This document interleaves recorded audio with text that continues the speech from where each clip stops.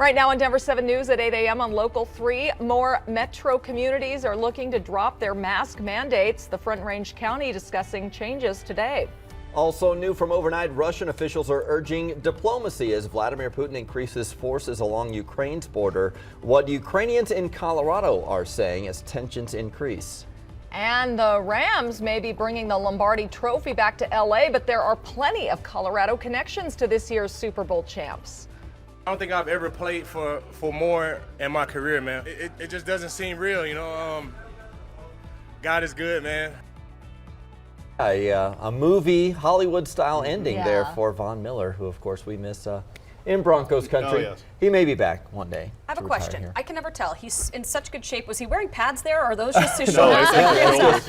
Well, we got the picture with the shirt off coming up, so so you can see. Stick around, ladies. Happy Valentine's There Day. you go. We've got a nice start to our day. I don't know if it's take the shirt off kind of weather yet, but we're going to be close to about 60. Lots of sunshine out there this morning. Really very nice. You're going to find across all four corners quiet conditions. Still a lot of snow in the shady areas. Here's the view from UNC there in Greeley. It should hit highs right around 50 up near Greeley and Fort Collins this afternoon. 20s and 30s here in town right now. Denver right around freezing.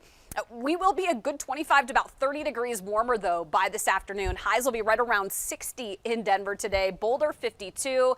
You'll find some mid to upper 50s near Parker and Castle Rock. Good-looking warm-up. By Wednesday morning, though, bit of a change. 8 o'clock Wednesday morning. In fact, that's what we're going to be dealing with. Snow moving into the metro area and changing up the commute, especially the evening commute Wednesday. We'll take a closer look at the timing of some of this snow in the next storm coming up in just a few minutes. I know for you regarding me, it's never a weather for me to take my shirt off. Keep it all on, Jason. Yeah, Keep it. at least around you. Okay, we have a couple of problem spots here. One I-70 at Genesee. Take a look from the camera. Just for a little while, we had all lanes closed where traffic was being diverted onto the off-ramp and then getting back onto I-70. But now they have 2 lanes open, 1 lane closed. Very bright sunshine. Then trying to go down Lookout Mountain, so some delays in from Idaho Springs and Genesee and Evergreen. We do also have some delays here on I-70. Huge delays with this big crash right by the Coliseum York, right over by the Purina plant. Take a look from that camera, and traffic is barely moving. You can, it's hard to see in there with all the sun glare, but you can see how traffic is barely moving. Now this time of you're going to be sitting in traffic, take a look from the travel times. So it's registering 37 minutes. That's all the way from 6th Avenue over here just to I-25. And then from I-25 getting out to Pena, it's registering at 60 minutes. So huge delays in here. So 270 is a much quicker option. You can get there from I-76 or I-25 north and then use 270. That's a much better option right now than I-70 eastbound.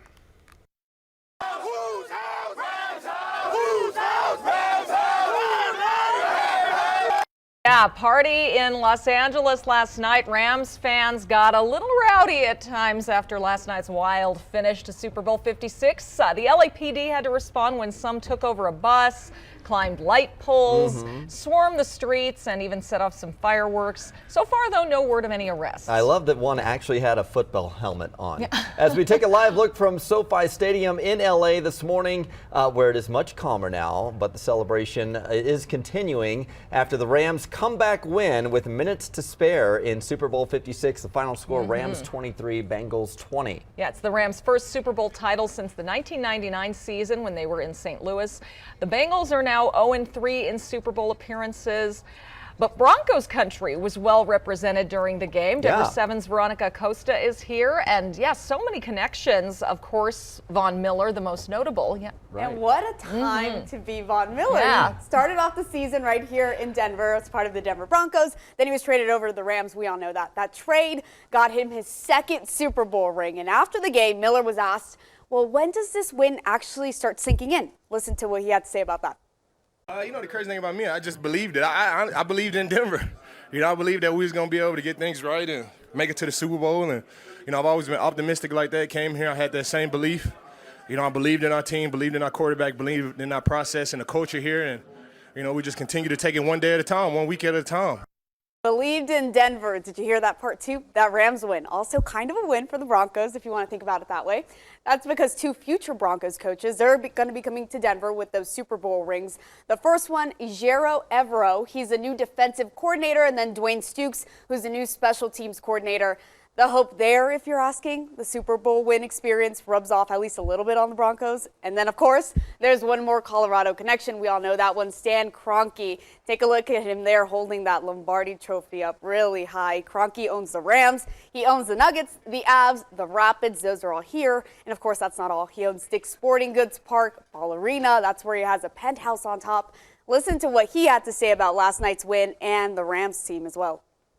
Well, it's amazing, and just really proud of this group, and they just hung in there. It was a tough game, and just so proud of them executing at the end like they did. All right, so all in all, we are talking about 4 of yesterday's Super Bowl rings having a connection to Colorado. That's the good news. Yes. Hopefully, Kroenke will be hoisting the Stanley Cup before the year's over. We will see. Von Miller, by the way, posted this photo of himself on Instagram. This is what the ladies were talking about earlier. Von and the Lombardi Trophy. In his caption, Von shared how much he missed having it around and that a lot has changed since 2016. He says he's excited to show the trophy to his son and said he also has a new city and teammates that will love you just as much as I do. Meanwhile, the halftime show was unlike any we've seen in the past. Low life, your life, boy, we giving it up. It's the one and only D.R.E. Dr. Dre, you little busters. This had a lot of people on their feet dancing last night. Hip hop completely took over the stadium. Dr. Dre, Snoop Dogg, Eminem, Mary J. Blige, Kendrick Lamar, all performing their most iconic songs. Special guest 50 Cent, Anderson .Paak was there as well. It's the first time the Super Bowl has featured hip-hop artists as the main act. Yeah, so good. Such a great show. Wish it was longer. I do too. One moment that had people talking was Eminem getting down on his knee at the end of his song, Lose Yourself. He took the knee as a gesture in protest of racial injustice. The league says it was aware Eminem planned to kneel. More masks are coming down across the metro today. This morning, students in Jefferson County and in northern Colorado will get to return to class mask-free. Denver 7's Colette Bordelon joins us live from Boulder, where the health department will discuss ending its mask mandate there as well. Colette. Yeah, it could all change here tonight. The board is expected to have recommendations from the Board of Health for Boulder County Public Health on the 2 existing mask mandates that are in place here. Now, those mandates require masks to be worn inside of all public indoor spaces for anybody ages 2 and up. They're also needed in school and childcare settings, along with things like camps for kids. Those were put into place in August and September of last year. Right now, Boulder County's website says they're experiencing a high level of transmission of the virus. But once that decreases to moderate or low levels for 21 consecutive days, masks won't be required indoors, unless, of course, a business chooses to keep those rules around. State data shows Boulder County has had 11 days of declining or stable hospital admissions. Their positivity rate is just a touch higher than Denver County's. Denver County kids will get to go back to school without a mask in 2 weeks. Jeffco kids are doing that today.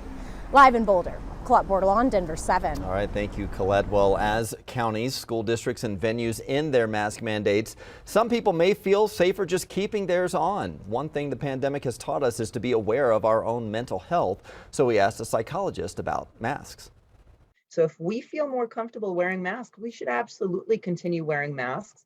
If we want that space between ourselves and someone else, we need to create that space, but we can't really impose what we want on the other person. And it goes the same way, the other way around, not to shame someone who wants to keep wearing a mask and throw numbers and research at them as to why this doesn't work or is ineffective or is unnecessary. Also, remember to just keep a mask in your vehicle or maybe your jacket pocket because some businesses will still require masks. If you're looking for flowers to buy someone this Valentine's Day, first off, be warned there may be some slim pickings at the store. The Better Business Bureau also is warning you to be careful if you buy online. If you do land on a website that you do not recognize, always look it up on bbb.org. That way you'll be able to see what complaints we've received, how the company is responding to those complaints, and their letter rating before clicking, let's purchase this. And the BBB says if you buy from the wrong company, the flowers may be late or not arrive at all. But maybe a new forever home is a gift you can give an adoptable pet. Yeah, the Denver Animal Shelter sent us their top 5 eligible pups needing a home. So let's take a look here. This is Crody. who's always up for a Friday night cuddling watching Netflix. All right. This one's name is Chork. Loves wildlife documentaries and belly rubs by the fire. Interesting names, I know. I will say here. Rubia also has only 3 legs, but the shelter says she's energetic and looking for someone to treat her like the queen she is. To find out more about any of these pups, check out the Denver Animal Shelter in person or online. So cute. The White House says a Russian invasion is imminent, but we are getting very different information from the Kremlin this morning on the situation with Ukraine. And why a key step to approving COVID vaccines for young children was pushed back at the last minute.